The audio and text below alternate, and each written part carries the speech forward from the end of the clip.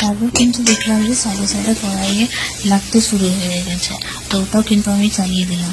তখন তো এটা হচ্ছিল, তো দুটাই কাজ একসাথে হচ্ছিল, কিন্তু চুলোতে তো একটু সামান্য মুশকিল হয়ে গেছিল, কিন্তু কোনো ব্যাপার নেই, দুটোই কিন্তু সামলা হয়ে গেছিল। আর তার সাথে যে কড়াইতে লাগছিল মশলাটা, সেটা একবার করে চালিয়ে দিলাম। এবারে লাগছিল তেল দিয়ে দিলাম, তো এটাও ভালো করে ভাজাতে লাগলো।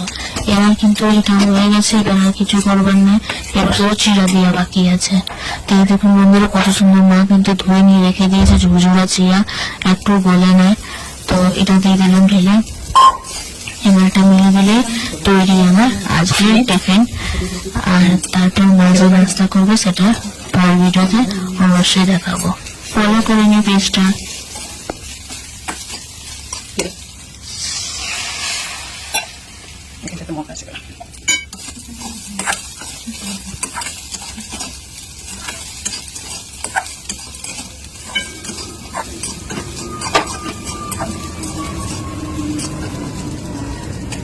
লেবু দিলে ভালো, বন্ধ করে ঝাল মনে সব ঠিক আছে।